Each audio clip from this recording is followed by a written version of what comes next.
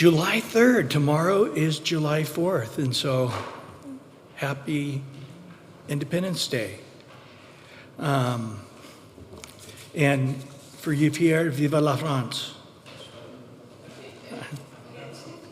He's like, I speak French, but I'm Canada. Would you quit the French jokes? But it's like... Canada Day was Monday. It was yesterday, right? It was the first. Okay. Okay. Happy Canada Day and happy German Day. Allemand. Feliz Allemand. Well, we are in chapter 35 tonight, and we'll jump into a couple of verses there, 6 verses in chapter 36 of Exodus. But remember, we have had a lot, haven't we? We have had the call of Moses and the great coming out of Egypt and passing through the Red Sea and manna coming from heaven and a pillar of cloud by day and a pillar of fire by night. And wow, we've seen battles with the Amalekites, and Joshua won, but it was because Moses kept his hands up. And Moses went up on Mount Sinai the first time and got the 10 Commandments written by the finger of God on stones. But he came back. God already told him before he left where he was at that what had happened. But when Moses saw it himself, he crushed those stones in anger. But it didn't seem to be a fleshly anger, but a godly anger. And so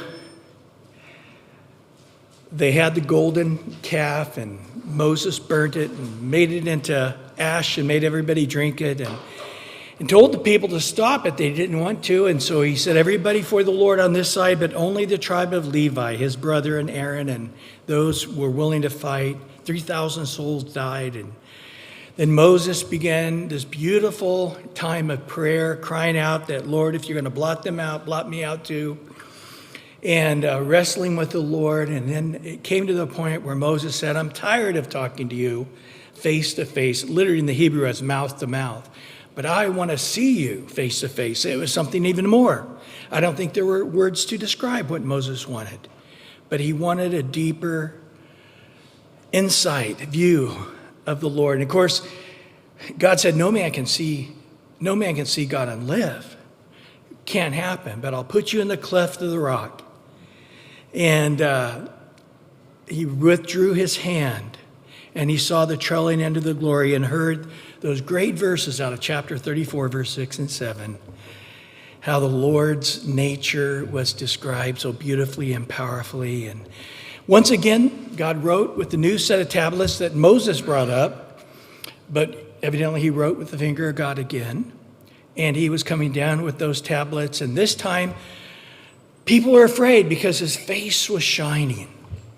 And of course, Paul tells us as insight, the glory of the old covenant was quick and diminishing. It's nothing compared to the glory of the new covenant.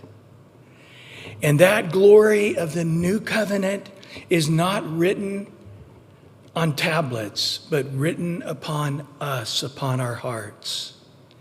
And that glory is growing and growing and growing from glory to glory by the Spirit of God, till ultimately we know we will stand in glory of God, face to face with him in our new bodies, righteous as Jesus is righteous, and able to take in the glory and for all of eternity. And so Moses is putting this veil over his face, and he comes after them seeing his face shine. And in chapter 35, taking a look first at those first three verses, when Moses gathered all the congregation of the children of Israel and said to them, these are the words which the Lord has commanded you to do. Going back into those chapters, really 21, 22, 23, all the way up into the 30s, about how they were to build a tabernacle. And we spent a lot of time on that. Work shall be done. Now he says in verse 2 and 3, work shall be done 6 days, but on the seventh day shall be a holy day for you, a Sabbath of the rest of the Lord. Whoever does any work on it shall be put to death. You shall kindle no fire throughout your dwellings on the Sabbath day. Now, some of you guys might remember we just covered this at the end of chapter 34. God said, keep the Sabbath holy. And so you're seeing, man, he's already said this a few times, regularly back in the Ten Commandments in chapter 20, and then after that, and now again and again. Why this time? Well, as we see, as we get into Leviticus and Numbers and Deuteronomy, these 10 commandments and other commandments that were given are sort of like the bones. And the meat is going to keep getting put on them as Peter are saying, well, how do I apply this in this situation or that situation? And so it seems to be a couple of points here. First of all, he wants to make the point that hasn't been made up to this point that includes household fires. So you would think, oh man, we got to stay warm at night in the winter. You know, we got to keep the fire going. Or to cook, or to whatever reason. And God says, yes, this includes fires. So if you've had to have fires, campfires and stuff, you know that you can put giant logs, tack them up really high, and they'll keep going even for a couple of days if you do it right. So it didn't mean that they couldn't have a fire going on that day, but they couldn't help it in any way. Couldn't blow on it, couldn't put kindling. We're going to see one of the first guys put to death from the law, breaking any of the laws. The first guy that was killed by the law, stoned to death, was a guy who had a few little twigs that he threw on a fire on the Sabbath, and he was put to death. So this is serious business. Now, how do the Jews do that today? They say that's why you can't drive a car, because the ignition is firing, starting the car. It's always funny to see people the first time they go to Israel not pay attention to the elevator signs on the Sabbath day. Because if you look, there's regular elevators, but then there's the Sabbath elevator. And the Sabbath elevator just stops at every floor. And you don't do anything. So they personally didn't ignite it so they can get on it and let the elevator take them up. But they can't push any buttons or anything. And I've known where I've been in hotels in Israel on the 10th floor, and somebody gets in there and they're like, man, it took forever. They stopped at every floor. And he just laughed. He goes, look at the sign. It's the Sabbath elevator. But also, you can't turn lights on or off. But again, they get around that by putting timers on situations so they can warm up their food or turn the lights on or even turn whatever. I don't know. It depends on what part of Orthodoxy you are, of what you can do on the Sabbath. But we're beginning to put meat on those bones. Wow, this is really touching personal. You're to rest. You're not to cook. You're not to clean. You're not to, it's to be different. And this is what they say at the Sabbath supper. If you've been to a Jewish house, they will say, this day is like no other day of the week. And they start their Sabbath day with as the sun goes down, their Sabbath meal. And I'll tell you what, it is a beautiful thing that everybody should have. Whether it's on Friday night, sundown to Saturday night, sundown, or any other day of the week, to have that special day and night that you set aside to rest. Now, the other thing that's important here, I think, is these guys are getting ready to go into, I don't know, weeks, months, I don't know how long it's going to be, for them to do the holy job of building the tabernacle and all the items in the tabernacle. So maybe they would have thought, well, it's okay if I work on the Sabbath because I'm building the altar of incense, or I'm building the tabernacle. And God is saying it, I think, here before he announces that we're going to start the construction of the tabernacle and all the items, to say that's still a sanctified day.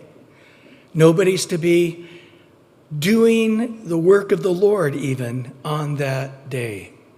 Interesting, in the Gospels, Jesus very lightly points out to the Pharisees and to the scribes that on the Sabbath they did do sacrifices, but yet God didn't say anything about it. But in reality, if you think about hoisting an animal and gutting it and cleaning it, cutting about, birching it and plying it and barbecuing it, I mean, we're talking a lot of work that the priests would do, but yet that was on the Sabbath, but it was permitted. But if you go back to the original context, God made the world in 6 days. On the seventh day, he rested.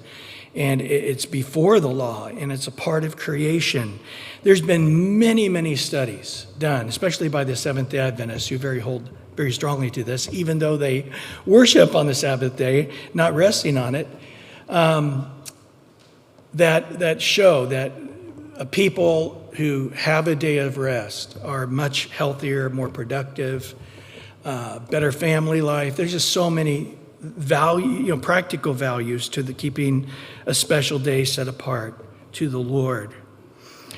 So again, he makes these points. So as you're building this tabernacle, let's do it. And I think the application for us as New Testament believers would be, again, we're not to strive. The servant of the Lord is not to strive to build God's house or to build the church or to live the life. We're to do it out of rest, right?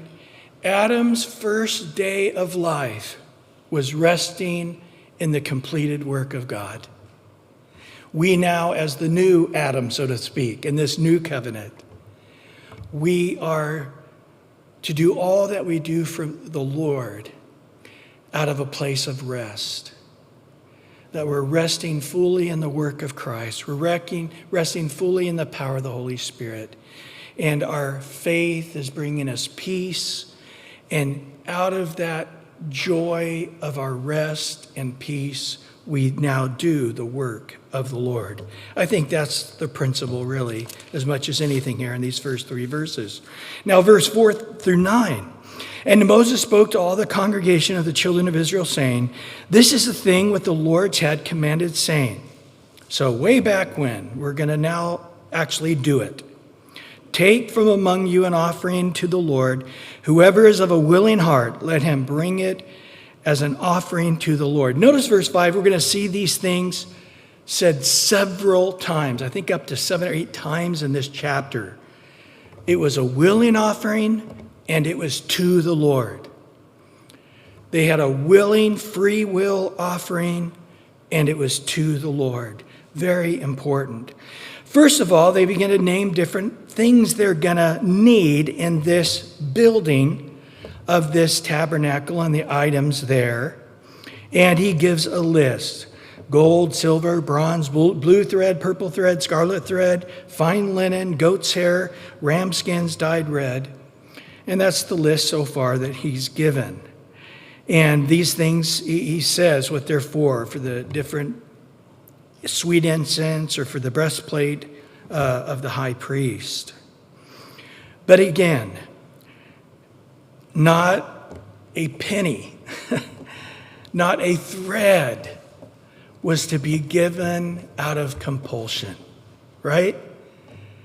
That this, as you look at the gold, at the bronze, at the silver, at the beautiful tapestries and all the beautiful expensive colors of threads, that it was to have in it this spirit of joy from the fact that it was a free, willing offering to God by faith.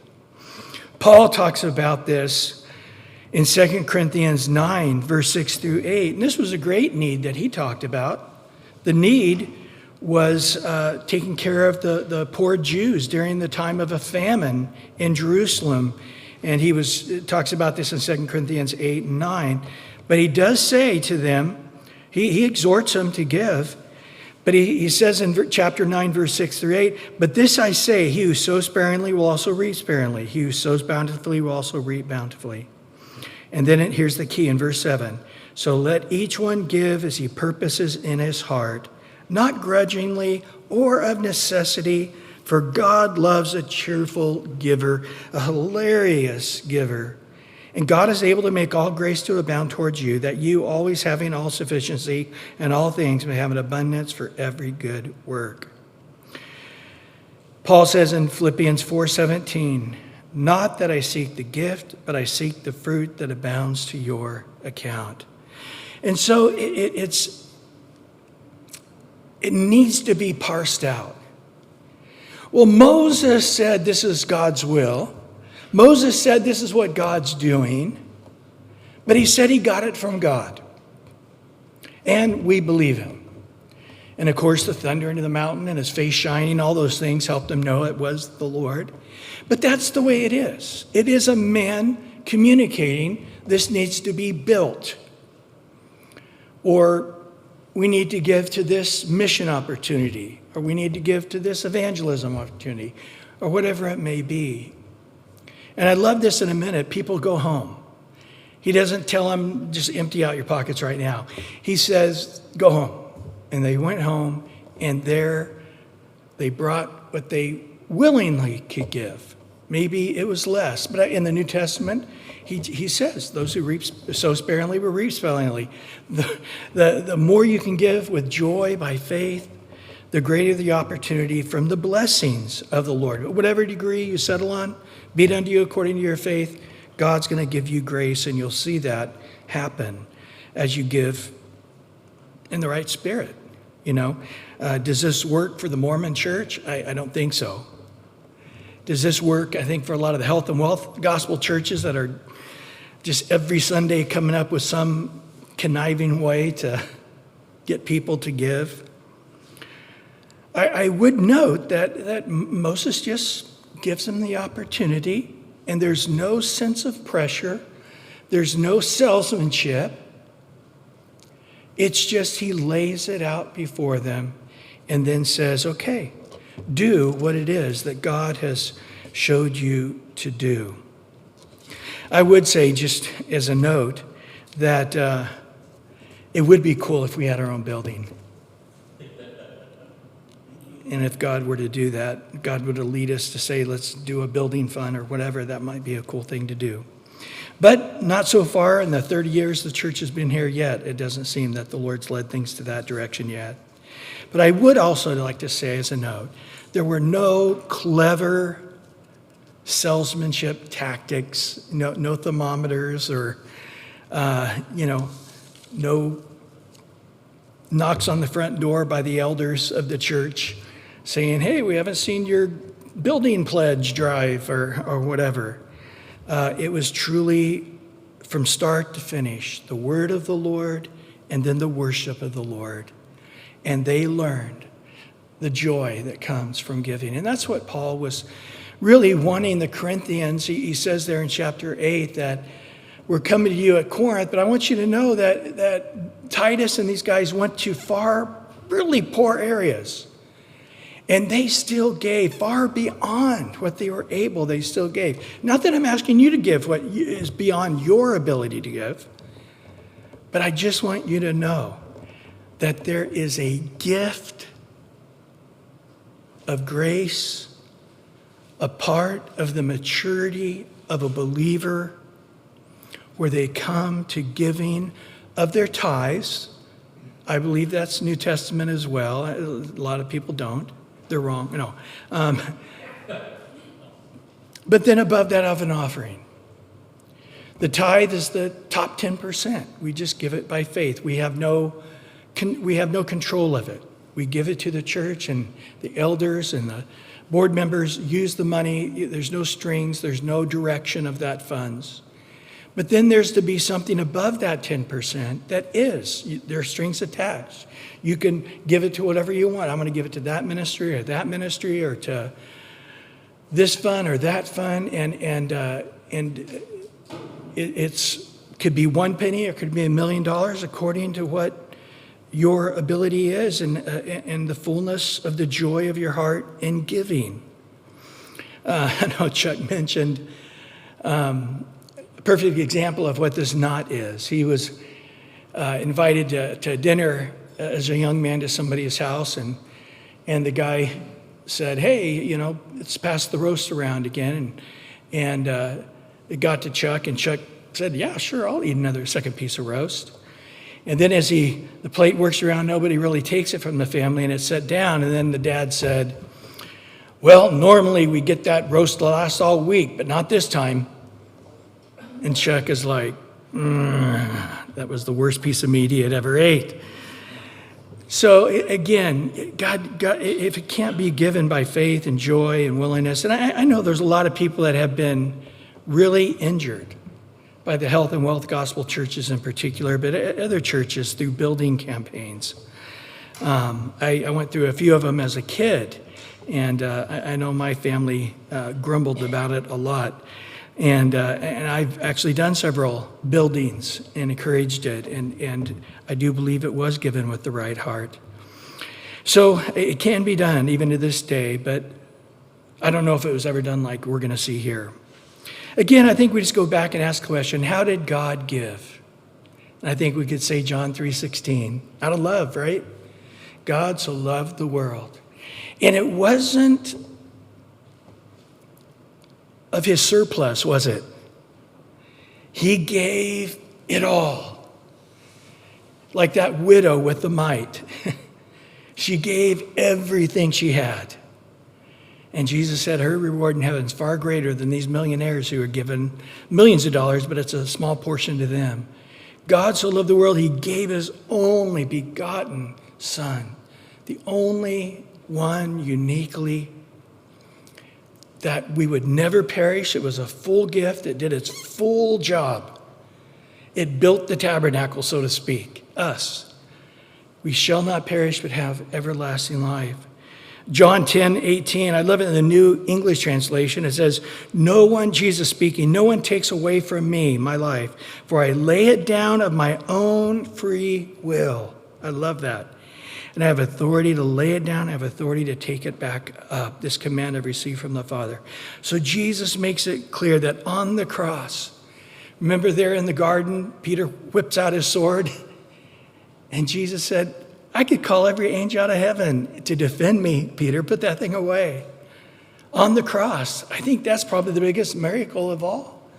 Being in that pain, and then the sin of the world coming, and then suffocating. You can't breathe, and all of that pain and all the sin, all he had to do is just think the thought, Gabriel, Michael, get me off of here. But the power of the love he had, that he stayed on that cross, didn't deliver himself, that is the greatest miracle of all. Jesus also said in Hebrews 12:2, looking unto Jesus, the author and the finisher of our faith, who for the what? Joy that was set before him, endured the cross, despising the shame. We're not going to get there to Jesus and he's going to go, oh, I hope you're happy. Look at the scar. I got that for eternity. Hope you're happy. Hope you like heaven. Cost me a lot. It was very painful, by the way. No, on that cross was not a grudging offering, but a joyful offering. If we could have looked into the heart of Jesus on the cross, there was joy. It wasn't, Father, forgive them. I don't know, No, it was joy. Father, forgive them. They know not what they do. Today, you'll be with me in paradise, he says to the thief next to him. In 2 Corinthians 8:9, for you know the grace of our Lord Jesus Christ, that though he was rich, yet for your sakes he became poor, that through his poverty you might become rich. And this is in the context of chapter 8 and 9, where he's talking about the issue of giving. And in essence, he's saying, this is the heart of God towards us. Let us have the same heart towards God. Well, verses 10 through 19. All those who gifted artisan among you shall come and make all the Lord has commanded. And now he's going to break it down into portions. First, you got the tabernacle, verse 11. With that, the tent, the covering, the clasp, the boards, the bars, the pillars, its sockets. Next is the ark, the ark with its poles, its mercy seat, and the veil of covering, so its lid and the poles to carry it, and the rings and where the poles go through and all those things, if you haven't been with us to know. Then the table of showbread, where they put the bread for the priest to come and eat, 12 loaves of it, with its poles and its utensils and the showbread, so again to carry it, and then utensils to take the bread off and so forth. And then the lampstand, or the menorah, we sometimes call it, for the light, the utensils, its lamps, and the oil for the light. Then the altar of incense, if you know what that's about, its poles, its anointing oil, its sweet incense, and the screen of the door of the entrance and the tabernacle. The altar of burnt offering, now this is outside, where you take the big steaks and fry them up. The altar of burnt offerings, the bronze grating, the poles, the utensils, and the laver in its base. And then next you have the curtains, really the fence of the boundary around the tabernacle. And that's the hanging of the court, its pillars, its sockets, its screen for the gate of the door. And then you have the tabernacle supports of the actual tent, the actual tabernacle itself. I don't know why he didn't say this under the tabernacle, but it didn't. But now it says, by the way, we have the supporters of the tabernacle, the pegs of the tabernacle, the pegs of the court, and their cords.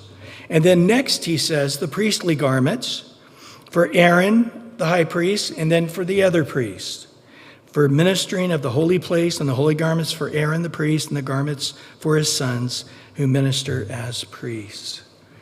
So it's very organized, it's very thorough. And I wonder if Moses has said this so many times now that not just a handful of people, but everybody had it, they knew. Because you got to remember, very few people are going to actually see these things.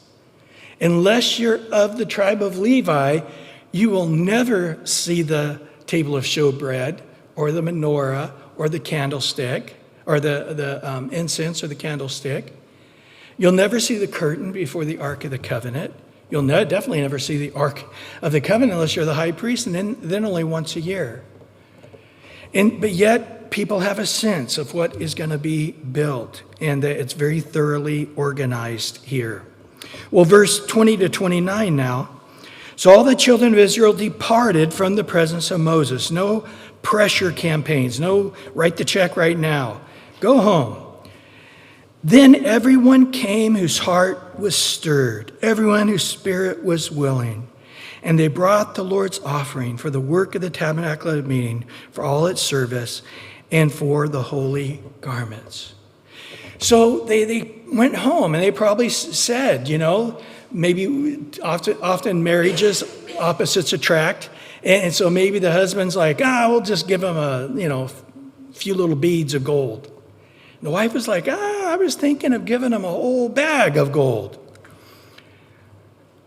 And maybe the older daughter was saying, man, I'd like to give all my purple thread. Oh, no, you saved so long for that. And that you were going to make a special blanket for your future kid with that or whatever. No, I want to give it all. And then maybe they wake up in the morning, maybe I'll give half of it. Then as they're walking, no, maybe I will give it all. They have to go back forth in their mind until finally they landed as a family, as we're going to find here. It wasn't just the men, it was everybody had a portion of this. Even kids, they took off their earrings or their nose rings or the rings on their fingers, and they gave. So everybody could give to this.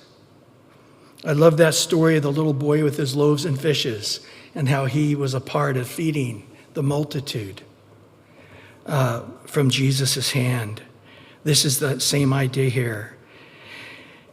And so in verse 22, they came, both men and women, many as had a willing heart, and brought earrings, nose rings, rings of necklaces, all jewelry of gold, that is, every man of male offering of the gold of the Lord. Every man from whom was found the blue, the purple, the scarlet thread, the fine linen, the goat's hair, red skins of rams, badger skins brought them. Everyone who offered the offerings of silver and bronze and brought the Lord's offering. And everyone to whom was found acacia wood or the work of the service brought it. All the women who had gifted artisans spun yarn with their hands, and brought what they spun, blue and purple and scarlet and fine linen. And all the women whose hearts stirred with wisdom spun the yarn of goat's hair. The rulers brought onyx stones. Not just everybody had those kind of wealthy things, but the rulers did. And the stones to be set in the ephod of the breastplate, and the spices and the oil for light, and for the anointing oil, and for the sweet incense. And the children of Israel brought a freewill offering to the Lord, all the men and women whose hearts were willing to bring material for all kinds of work which the Lord, by the hand of Moses, had commanded to be done. Now, we've already seen it said before, it was a free willing offering, or everyone whose spirit was willing. But notice it in verse 21. Everyone came whose heart was stirred, everyone whose spirit was willing. And notice they brought the Lord's offering.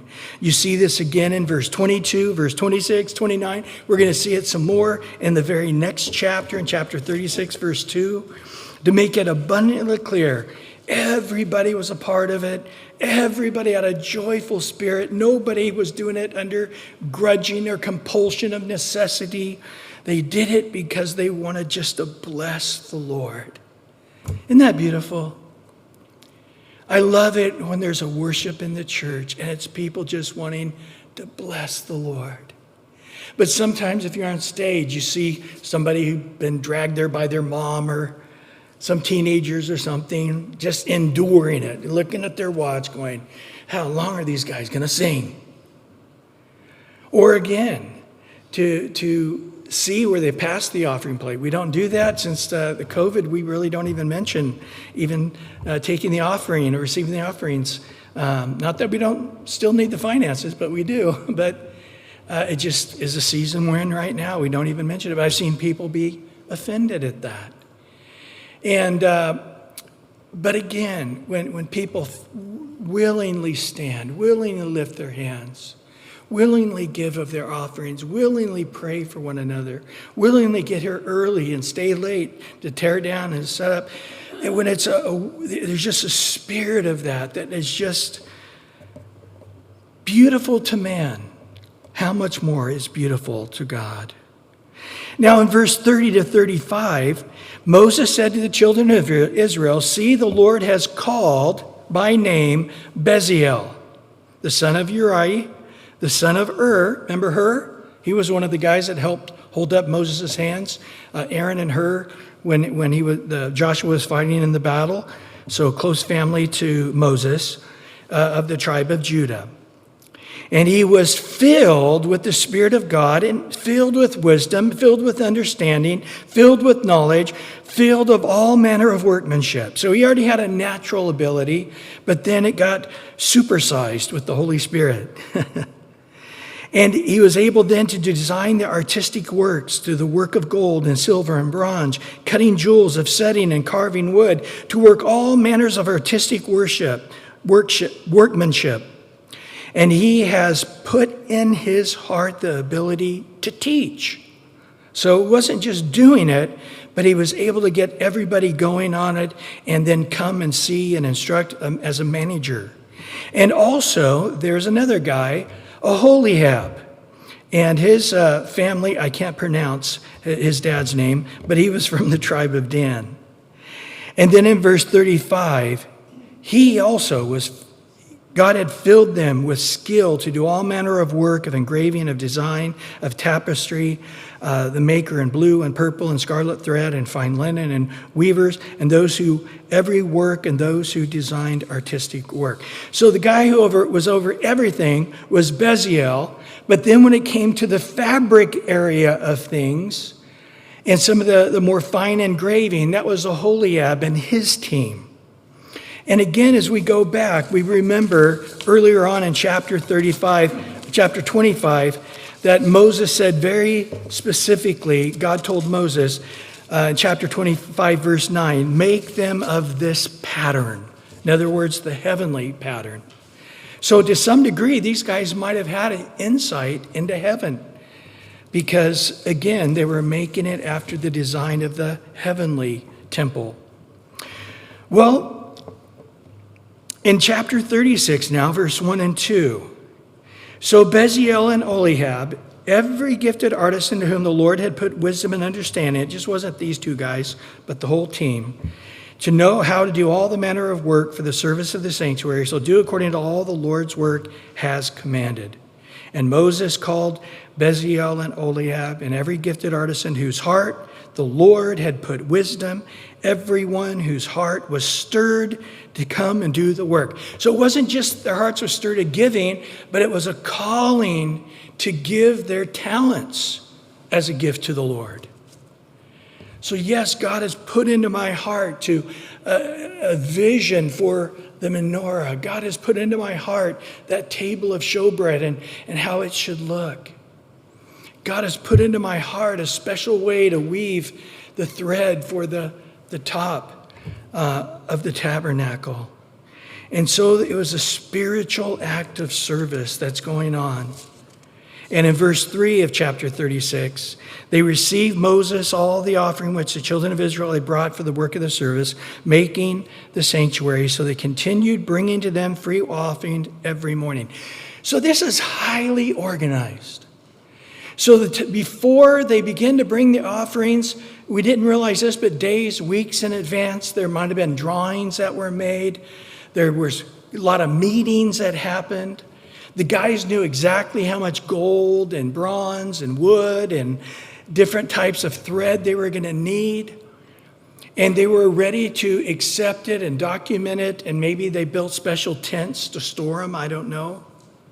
But they knew what they needed before they could get started to complete it. But notice what happened in verses 4 through 7 of Exodus 36. And all the craftsmen who were doing all the work of the sanctuary came, each from the work he was doing, and they spoke to Moses, saying, the people bring much more than enough for the service of the work which the Lord has commanded us to do. So Moses gave a commandment. They caused to be proclaimed throughout the camp, saying, let neither man nor woman do any more work for the offering of the sanctuary. And the people were restrained from bringing. They had to set up guards, not to get people from stealing it, but putting any more in the tents, Guys are like, hey, son, sneak under the fence and go put that over there. Go put this bag of gold over there. I'm going to make sure that my gold is a part of this beautiful work of God. For the materials they had was sufficient for all the work to be done, and indeed too much. So this tells you how highly organized they were. They knew exactly how much gold and bronze and silver they were needed. And as the day went into the next day, evidently, they were tallying it up, going, bing, bing, bing, bing, bing. We got enough. We have enough to make mistakes with. We have extra. We do not need any more. Tell them no more gold, no more silver. As far as I know, this is the only building project ever in history this has ever happened to. But what a beautiful work God did. Just think about it, guys. They're at the same spot. Maybe a few weeks earlier, they were worshiping a golden calf. And Moses tried to restrain the people, and they would not be restrained. They wouldn't put their clothes on. They wouldn't stop their dancing. They wouldn't stop their drinking. They wouldn't stop their orgy to this golden calf they had built. Their satanic spirit was moved to make a beautiful golden calf. Their spirits were stirred in a fleshly way to give of their nose rings and their earrings to build this golden calf. Aaron designed it and made it and used his skill, who would be the high priest of God, to make this golden calf. The very number one of the 10 Commandments is don't make any images, don't worship anybody but the Lord God. And Moses is gone 40 days. Now they're in the same tents. They're in the same spot. Matter of fact, they're in the same spot, not only to the end of Exodus, but all the way to the end of Leviticus, all the way to the halfway mark in the book of Numbers. They are at this Mount of Sinai for well over a year.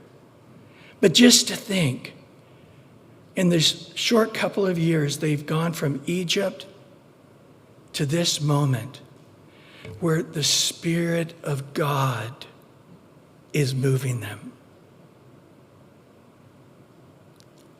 It's a powerful, powerful note in this story that they're not just cursing God and doing stupid things and fleshly things and trying to keep from worshiping other gods, but they're worshiping the true and living God. They're giving sacrificially. They're building the tabernacle of the Lord where the presence of God would dwell. They're responding to the words of God. They're responding to Moses, the leader. They're organized. It's well designed. And by the Spirit of God, this thing is going to be built after the exact pattern in heaven.